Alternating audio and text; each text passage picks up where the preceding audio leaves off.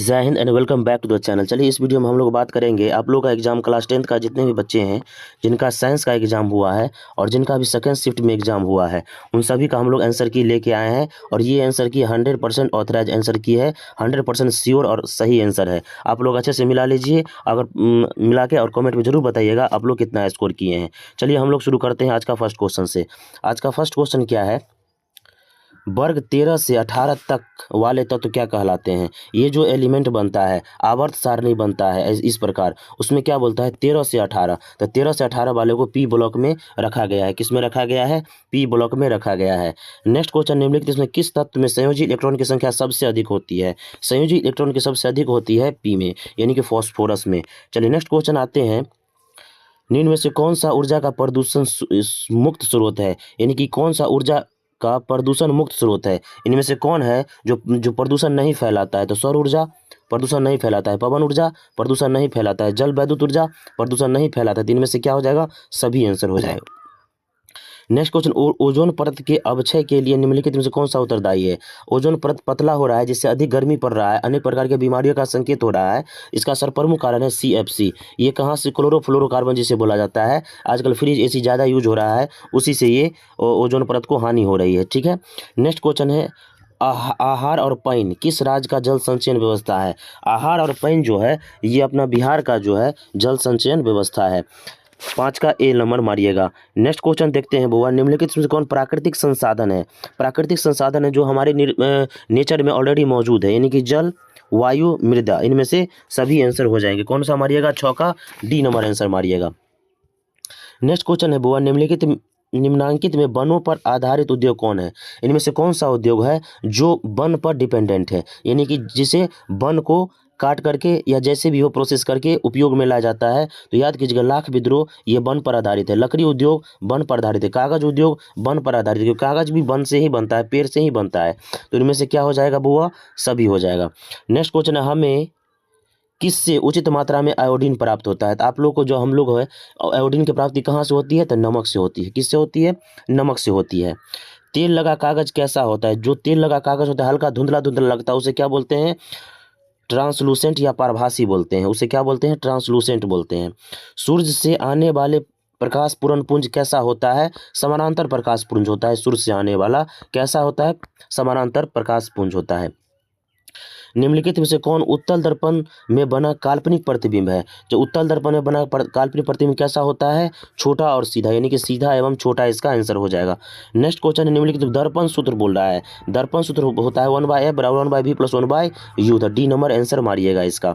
Next question होता है, आभासी प्रतिबिंब कैसा होता है। आभासी प्रतिबिंब सीधा होता है, यानी कि 13 का बी नंबर आंसर मारिएगा। निम्न में से किस दर्पण की फोकस दूरी धनात्मक होती है। याद कीजिएगा, उत्तल दर्पण की पॉजिटिव होती है जबकि अवतल दर्पण की निगेटिव होती है। तो क्या बोलता है? धनात्मक। तो 14 का ए आंसर हो जाएगा। पॉजिटिव का बात बोल रहा है तो 14 का ए आंसर हो जाएगा। नेक्स्ट क्वेश्चन देखते हैं, निम्नलिखित से कौन उत्तल दर्पण की फोकस दूरी है जिसकी वक्रता त्रिज्या यानी कि r बराबर 32 सेंटीमीटर। याद कीजिएगा, जब उत्तल दर्पण दे दिया है तो कोई भी आंसर होगा तो पॉजिटिव में आंसर होगा। ठीक है, वक्रता त्रिज्या r बराबर दे दिया है तो f बराबर पूछता है, तो f बराबर क्या होता है? p बराबर 1/f होता है। तो काटिएगा तो क्या हो जाएगा? 16 सेंटीमीटर। लेकिन पॉजिटिव में आंसर दीजिएगा। इसमें सारा का सारा आंसर नेगेटिव है, ये भी नेगेटिव, ये भी नेगेटिव, लेकिन ये दोनों पॉजिटिव में है। तो क्या हो जाएगा? 1/2। तो काट दीजिएगा, 32/2 क्या हो जाएगा? 16 सेंटीमीटर। नेक्स्ट क्वेश्चन क्या होता है, निम्नलिखित निम्न में से आवर्धक शीशा यानी कि मैग्नीफाइंग ग्लास कौन सा है। मैग्नीफाइंग ग्लास का उदाहरण है उत्तल दर्पण। कौन सा? उत्तल दर्पण। 16 का सी नंबर आंसर हो जाएगा।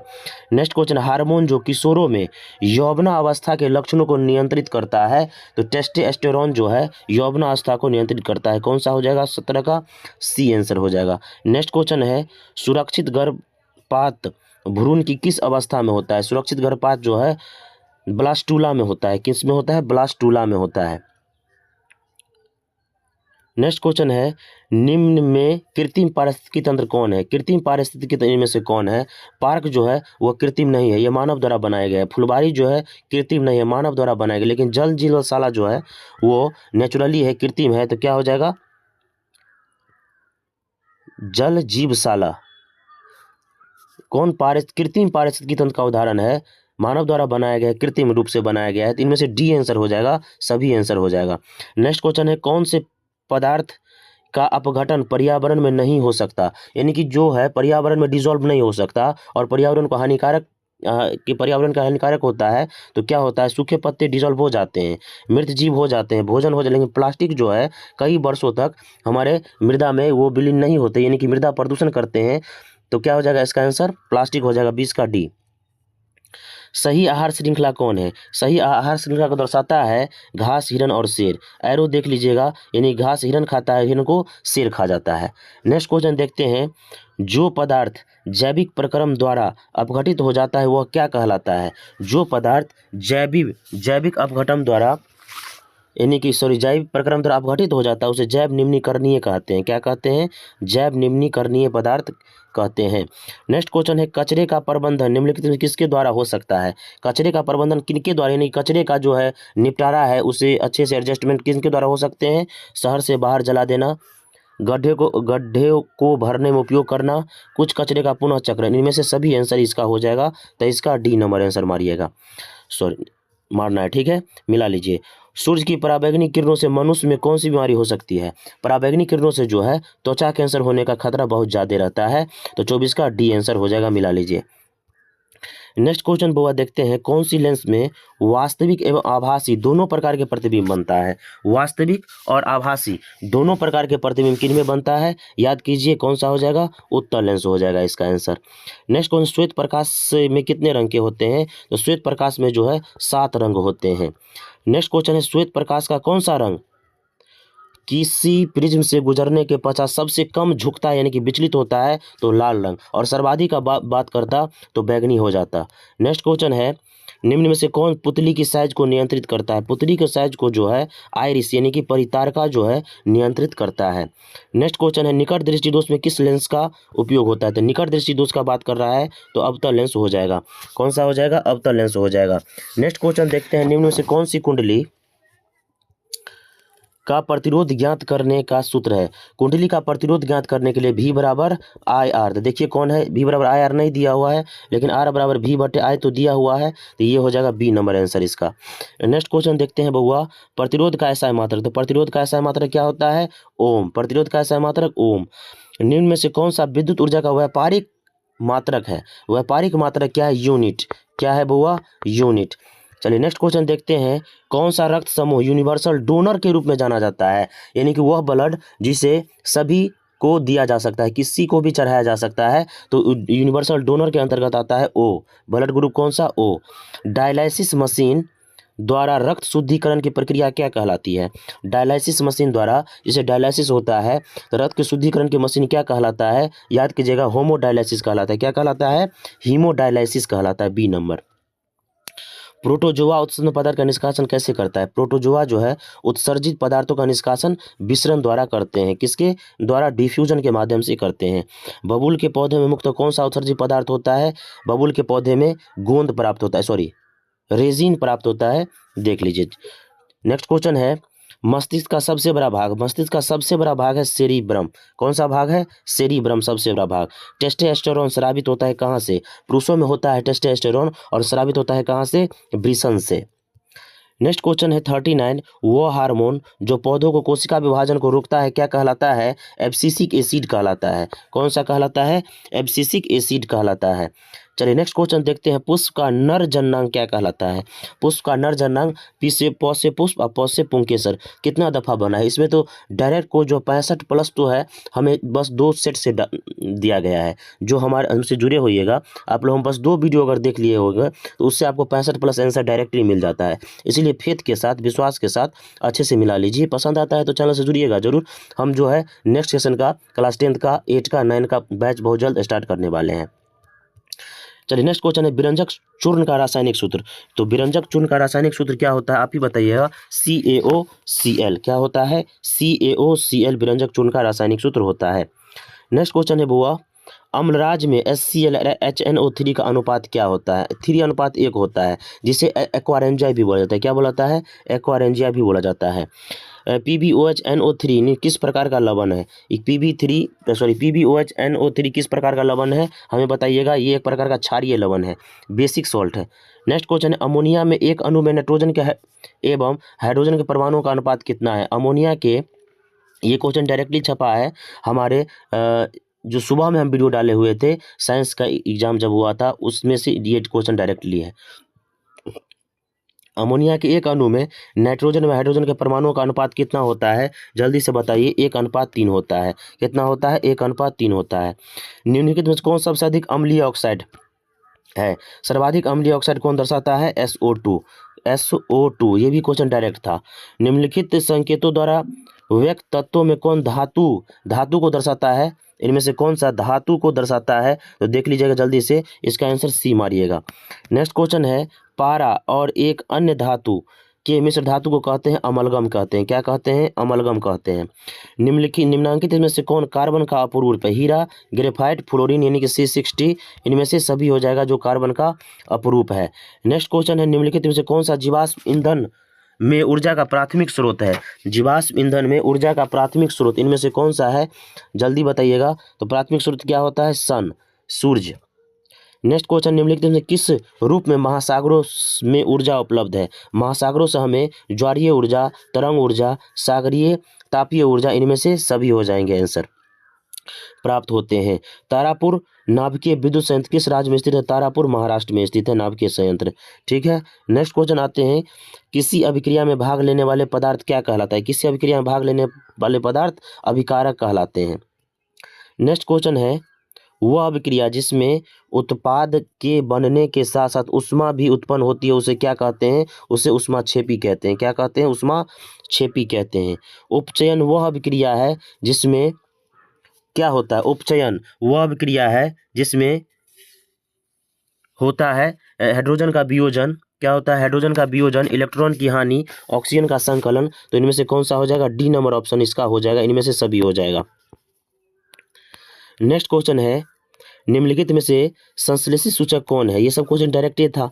मेथिल ऑरेंज हो जाएगा इसका आंसर।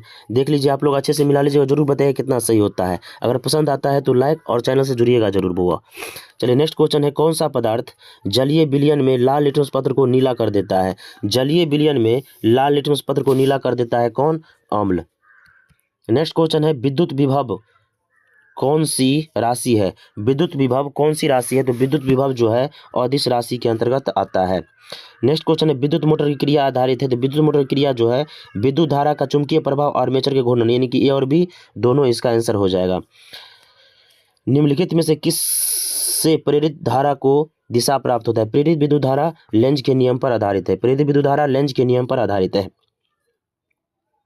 भारत में उत्पादित प्रत्यावर्ती विद्युत धारा की आवृत्ति होती है 50 हर्ट्ज। ये सभी बताने की आवश्यकता नहीं है। लंबाई बढ़ने से तार का प्रतिरोध पर क्या प्रभाव पड़ता है? तो लंबाई बढ़ने से तार का प्रतिरोध बढ़ता है। बी नंबर इसका आंसर बना है 61 का बी नंबर। नेक्स्ट क्वेश्चन देखते हैं, 20 डिग्री सेल्सियस पर सिल्वर की विद्युत प्रतिरोध कितनी होती है? तो 1.60 × 10⁻⁸ ओम मीटर होती है।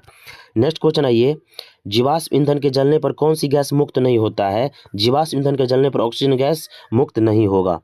नेक्स्ट क्वेश्चन है, निम्नलिखित में कौन सा बायोगैस का मुख्य अवयव है? बायोगैस का मुख्य अवयव है मीथेन, यानी कि CH4।